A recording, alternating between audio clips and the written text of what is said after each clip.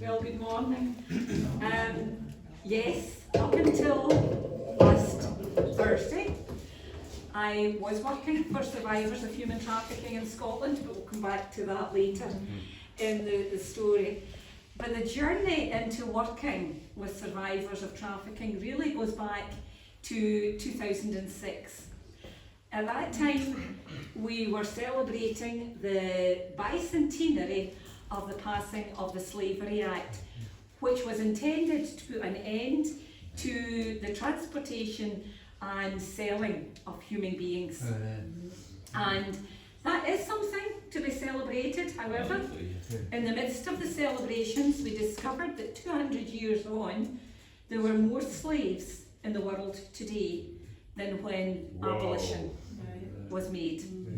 And that was a shocking discovery. Even more shocking was the fact that it was happening here in the United Kingdom. Not just that they were being brought in and trafficked into the country, but being trafficked within the UK, within Scotland. And now 20 years on, more than 20 years on, it's now recognised that in Scotland, in every local authority, there has been identified trafficked individuals. Now that is shocking, and it requires a response, particularly from the church. And the reason I went on this journey was, first and foremost, I wanted to see the captives free, because Isaiah 61 has always been the driving force of everything that I've done, because I recognise we're anointed to bring good news to the poor and to release the captives, but also to empower them that they become those who rebuild the walls that have been broken down in their communities, because we often miss that final part. So when I heard that trafficking was happening in Scotland, I wanted to be part of the solution, but also to equip the church to become part of the solution. And that is what's motivated me to be part of this journey. In around 2015, 2016, I had the opportunity to set up a safe house for Scottish women who were exiting human trafficking. Now, trying to persuade people that there were women in Scotland who were exiting human trafficking was a challenge in itself, let alone setting up this safe house and maintaining this safe house. Many of the women who we brought in from the streets of Glasgow for out of prostitution thought themselves that they were there by choice, until you sat with them and went back to their backstory and their history. And the penny dropped with them. I didn't make this choice. The trauma that I have experienced, the nightly abuse and rape that I have experienced was not my choice. And the penny dropped with them that they had been exploited and that they were numbered amongst those who had been trafficked. Now that still remains in Glasgow, in Edinburgh, in every city in Scotland. But let me tell you, it's lurking in the villages and towns as well. Not just women, men and women who do not realise, because of their backstory, because of how their childhood trauma, have not realised that they're continuing to be exploited and beat themselves up because they're in this position, who they're nothing but a commodity to fulfil the needs of others. Unfortunately, the safe house needed a lot of finance to maintain it and became unsustainable. And at that point in 2019, I think, no, 2019, it was 2019, I was introduced to an organisation that was just blossoming at that time, just starting, it's just been birthed, called Survivors of Human Trafficking in Scotland. And myself and the CEO, Joy, who were both Christians, we stepped into unknown territory to establish this charity in Scotland, along with others who we added to the team. Although there was some response to trafficking already happening, on the whole it was very limited and it was very time restricted to 90 days. No one recovers from that level of trauma in 90 days. That trauma takes years to heal and to mend. So the purpose of SOTUS, it's easier to call it, was to provide long-term support for survivors. Now, as part of my role within that was to raise up a team who had the compassion, who had the empathy, who were safe individuals to provide a place of healing from the unimaginable trauma. And it took time to establish that kind of team, because what is recognised as the first step to healing from trauma is the individual needs to feel safe. They need to be in a safe environment, and they need to be amongst safe people who will walk with them through the long, tortuous journey to recovery. So that was what we sought to establish within SOTUS. And in January of this year, I went into my work, sat in the office and looked at this amazing team that we'd raised up 7 years on, and I recognised that now we had a space and we had a team of people who could be trusted with delivering safety and ministering to survivors, and I knew my time was finished. My time was finished, and I sadly gave that news to the team, and last week we were all having a lot of tears because it had finished. But what remains is the desire to equip the church, and that still remains my link with SOTUS, because if there's any way that we can equip the church to be a safe place, not just for the recovery from human trafficking, but all forms of trauma, then I want to be part of that process, whatever it looks like in the future. So although my role has come to an end, I'll still be connected in some way to make this happen, which is why I'm still here today. But let me give you some scenarios of what this could look like.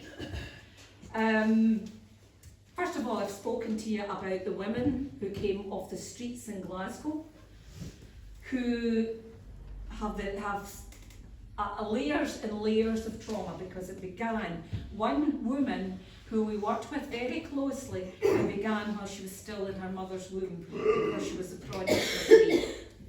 Now, those layers just built upon. She's in her 40s now, and the layers are still there to be untangled, and she's still looking for a place where she feels safe to recover. Church ought to be the safest place in the community for that to happen. We've been in ministry long enough to know that that doesn't always look like that. Some Christians don't feel safe within churches, let alone those who have experienced trauma. So there's that scenario where there's women who didn't even realise they were being trafficked. But a lot of the ones that we worked with within human trafficking came from overseas. For their stories were all a mix of stories. Some chose to come here, some had no choice over their journey, and were abducted, were trafficked into the country, and now moved from one place to the next before they find freedom and are able to escape from that situation. Many of those that we worked with was the Vietnamese community. Now in the Vietnamese community, you'll not find any sign of addiction. Their trauma is handled very quietly, often in isolation, where they are just shut down, where they would close off from the community, not just because of the cultural and language barriers, but because they are so deeply traumatized. And I worked with one young man who we'd built a good rapport with, was living in Glasgow, and suddenly the Home Office decided that they would move him out to a small village in East Ayrshire. And I went out to try and help him navigate his new surroundings using Google Translate, because he had very limited English. And that young man said, "Is there no one who looks like me?" There was no one who looked like him. And we tried to find places where we could establish, because he was now too far away from our service, where we could establish relationships for him. I took him to several, spent the day with him, took him several, and there were some wonderful services that we introduced him to, but they were all dealing with addictions, because it was an area where that was a huge issue. But there is a need for space for those who don't have addictions, but experience the same trauma and manage it differently. But it's just as painful. And I realised that day, where do we start? Because now he's not the only one. I recently met with another young man who was sent to Irvine into a housing estate where he's saying, "There's no one else who looks like me." Now, not only does that lead to isolation and deepens the trauma, but it makes them more vulnerable for being re-trafficked. He's easy pickings because he'll go wherever someone looks like him, and it's not always safe. So can you see why there's a need to raise up safe places, sanctuaries, places of refuge for those who don't have to display the obvious signs of trauma, but are still highly traumatised and need a place to feel safe before they can even begin the recovery. Another situation that I dealt with was someone who came on our website and read our website and got in touch with us. This was a woman with 4 children who began her journey in the north of Scotland with her 4 children, and she had experienced a lifetime of trafficking by her own parents. She was a Scottish national. So not only was she trafficked, it's now been uncovered that her children were also trafficked. It's a horrific story. She had been in 4 different safe houses around Scotland and was always picked up by her perpetrators, her and her children. And when we finally made contact with her, she wasn't far from here, her and her children, trying to convince the authorities of her story, that she had been trafficked, and no one would listen because she's Scottish. How could she possibly be trafficked? She came to us. Turns out that she had found the Lord on the road to her recovery, but not always treated safely, even in that environment, and had, churches didn't always handle the situation well, until she found herself in this final location where the church wasn't that big, much bigger than this, and they were absolutely amazing. And we worked, I've never seen an individual so traumatised. She spent her first visit with me in the fetal position in a corner of the room because the trauma was so intense. But we worked with her and with her local church, and they were absolutely amazing. Because even although they didn't fully feel equipped to do what they were doing, out of their comfort zone completely, the Lord's compassion took over. And they met the needs of this woman in an amazing way with our support. Because she was so at risk, we eventually had to take her to a safe place south of the border, where she was formally recognised as being a victim of human trafficking, and her children, and that's now recognised, so she's getting the support that she ought to get. Her last message to me was last night, and not only is she still experiencing signs of trauma, but to go from the fetal position in a corner of our room to now sustaining her own tenancy and feeling safe and interacting with others is an absolute miracle. But it took a small, ill-equipped church to just follow Christ's compassion and to put that support round about her because she was too far away for us. And it made that difference to this family.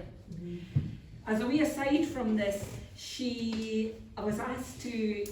I actually forgot to bring her artwork with me today. She was asked to take part in an art exhibition that SOTUS was involved with, and she said, I've never painted in my life. Well, she created this artwork, these canvases, based on beauty from ashes. They were phenomenal. She told me, she messaged me last night, she's continued her artwork, and she's now been asked by a charity down south if her artwork can go on a roadshow around the country to display her recovery. All of that started because there was a church willing to be a safe place for her. So I say all of that because still my passion is that the church in Scotland will see his kingdom come, but part of that process is by being a place of refuge. For no matter how traumatised someone comes in that door, they can start to breathe. They can begin their slow journey to recovery, which might mean they misbehave at times. They might not always be bright and shiny, but you probably already know that. But just to find a place to recover. I finished last week, and I now have the joy of working with freedom fighters in Irvine, which is also a trauma recovery hub. And again, I would love to see that as a place, regardless of whether addictions are involved or not, someone who's traumatised can come in and experience the kindness, the mercy and the power of God in their lives on their way to recovery. So thank you for listening.